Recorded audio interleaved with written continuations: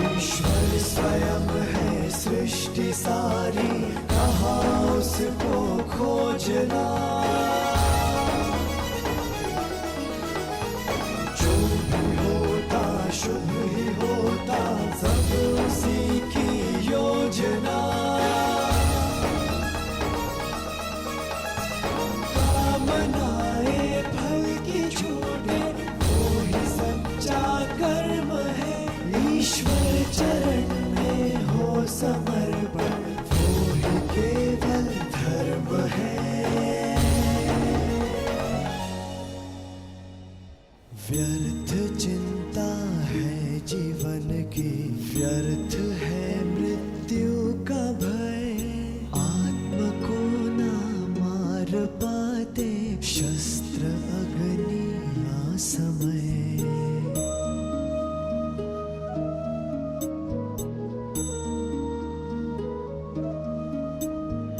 पंचभूतों की बनी ये देह केवल वस्त्र है। पंचभूतों की बनी ये देह केवल वस्त्र है। आत्मा का जो वास्तविक है, घर कहीं अन्यत्र है।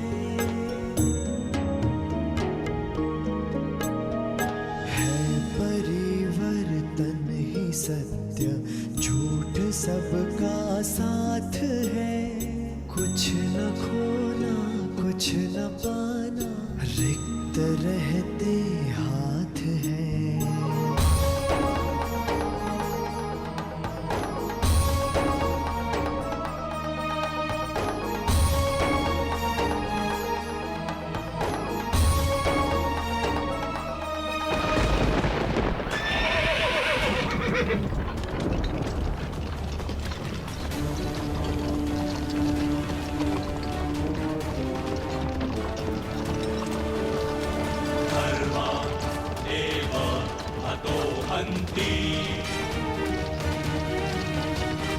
धर्मो रक्षति रक्षितः। तस्मात् धर्मो न हन्त्यो। मानधर्मो हतो वधि। तैयार हो पार्थ?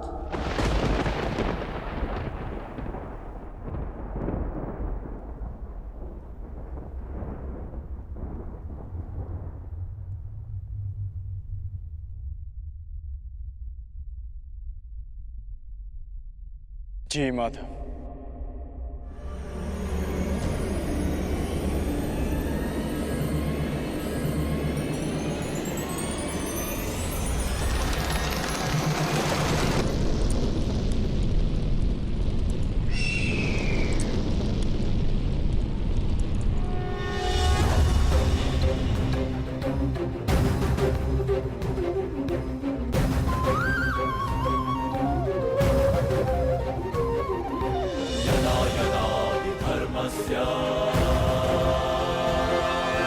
ग्लानिर्भवति भारत,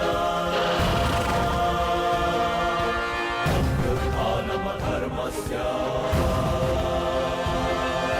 तदात्मानं सृजाम्यहम्। परित्राणाय साधूनां, विनाशाय च दुष्कृताम्।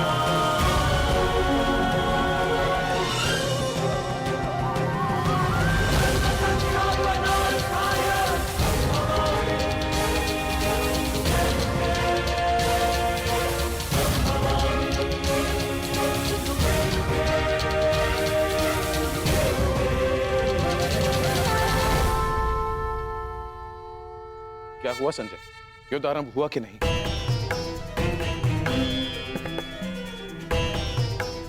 वासुदेव के शब्दों ने मुझे मौन कर दिया है महाराज। अब कहने के लिए कुछ भी शेष नहीं है। जिस प्रकार से वासुदेव के ज्ञान ने राजकुमार अर्जुन को प्रबुद्ध कर दिया है, उसी ज्ञान का प्रभाव मुझ पर भी पड़ा है महाराज। वो सब छोड़ो संजय। मुझे केवल इतना बताओ कि युद्ध आरंभ हुआ है कि नहीं। विस्तार से बता कि युद्ध भूमि में क्या क्या घटित हो रहा है। बताओ मुझे। जो आज्ञा महाराज।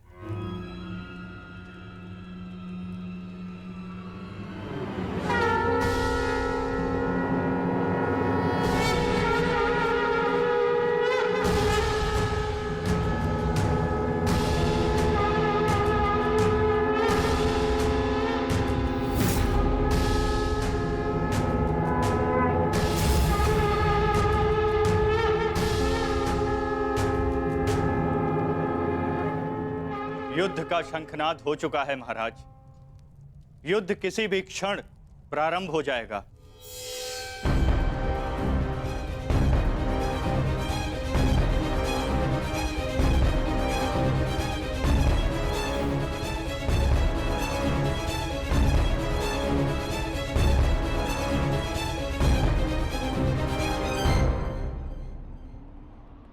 देखो इन मूर्खों को, इन्हें लगता है कि ये हम पर आक्रमण करके विजय प्राप्त कर सकते हैं।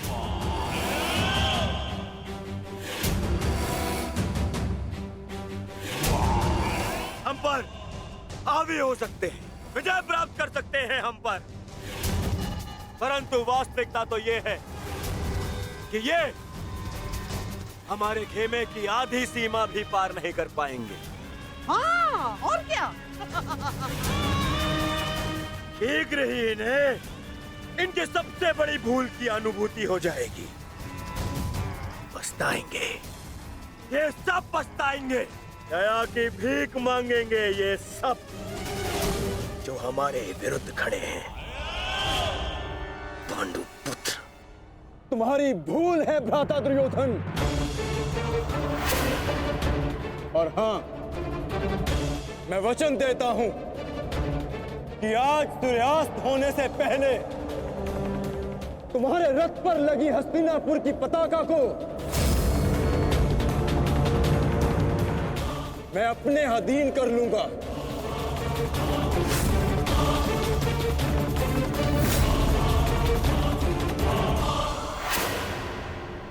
मूर्ख! इतना दुस्साहस! अपनी दृष्टि खोल के देख, देख यहाँ किन महारथियों के विरुद्ध खड़ा है तू। और रही बात मेरे इस ध्वज की, तो यदि तुम ऐसा करने में सफल रहे तो मैं वचन देता हूं, मैं स्वयं इस युद्ध को यहीं समाप्त कर दूंगा, यहीं समाप्त कर दूंगा, यहीं समाप्त कर दूंगा, यहीं समाप्त कर दूंगा।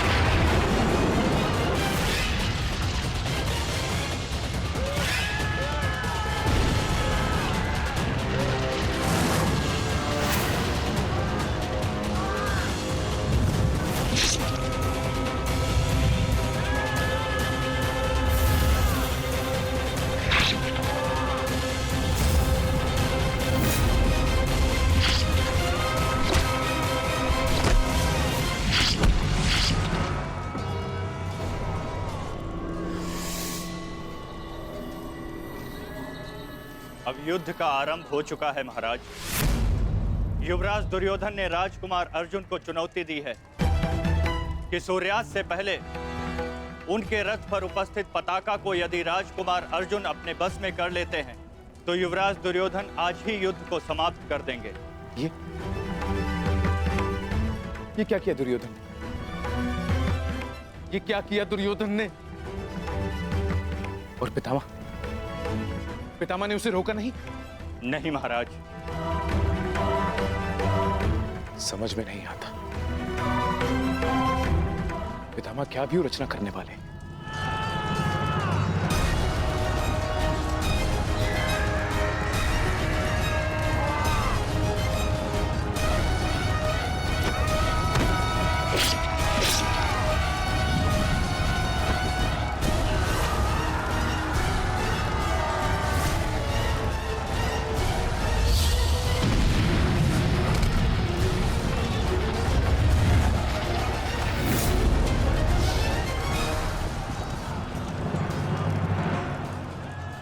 देख रहे हैं पितामह, पांडवों की सेना वज्रव्यूह का रूप धारण करके आगे बढ़ रही है।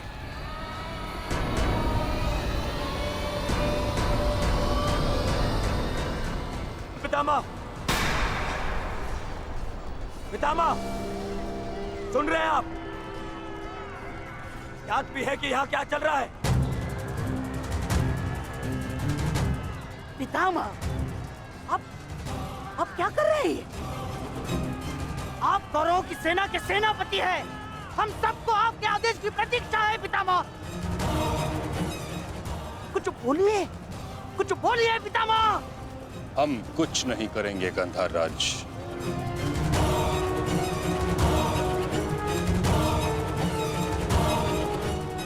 दुर्योधन,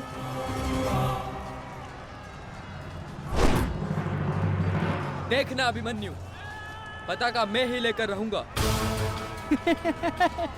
तुम्हें गंभीरता से ना लेने के लिए क्षमा करना मित्र, परंतु मुझे स्मरण है जब विराट की युद्ध भूमि पर तुम मेरे पिताश्री अर्जुन के साथ थे तो वहाँ क्या घटित हुआ था।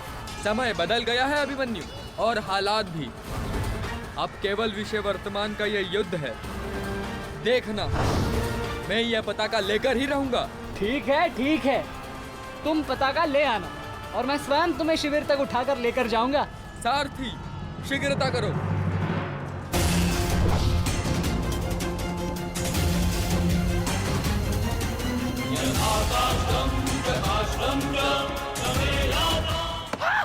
सारथी, रथ को आगे बढ़ाओ, चलो।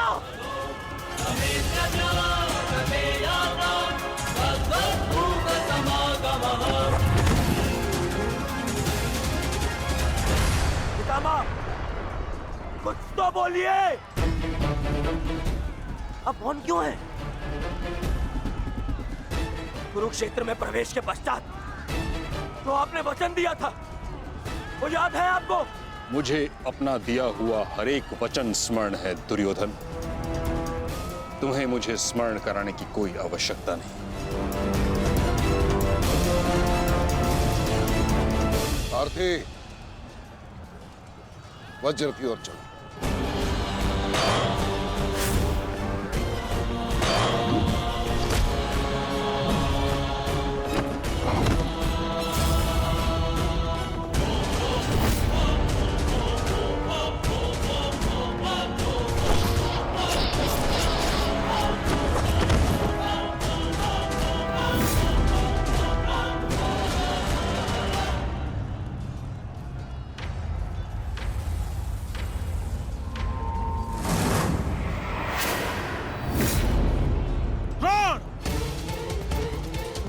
तुम्हारे और मेरे बीच जो कुछ भी हुआ उसके लिए हम एक दूसरे को क्षमा कर चुके हैं, किंतु अब मेरे पास तुम्हारे साथ युद्ध करने का कोई भी कारण शेष नहीं है। कारण है द्रुपद, तुम्हारी पुत्री द्रौपदी का वस्त्र हरण।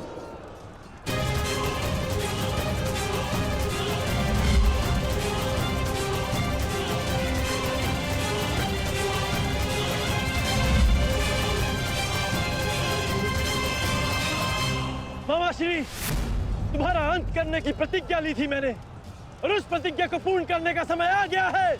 सावधान!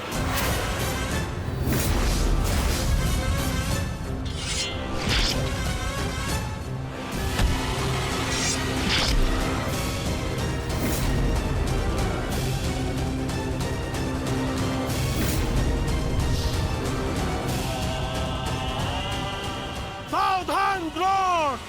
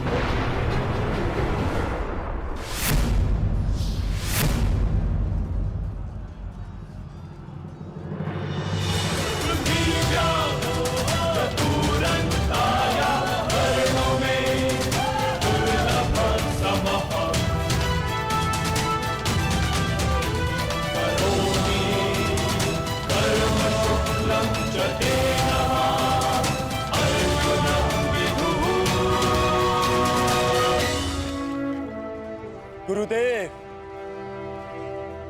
युद्ध से पूर्व एक शिष्य के लिए उसके गुरु का आशीर्वाद लेना अनिवार्य है।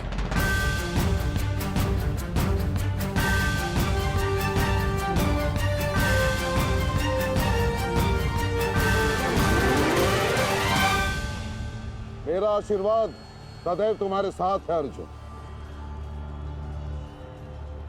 कभी अनुमान नहीं लगाया था गुरुदेव, जिससे युद्ध कला और धनुर्विद्या सीखी, एक दिन उसी के विरुद्ध इसका उपयोग करना पड़ेगा। तुम केवल अपने कर्तव्य का पालन करो अर्जुन। ये युद्धशाला नहीं, ये समस्त युद्ध भूमि है, और यहां का हर एक विपक्षी केवल और केवल तुम्हारा शत्रु है अर्जुन। सावधान अर्जुन!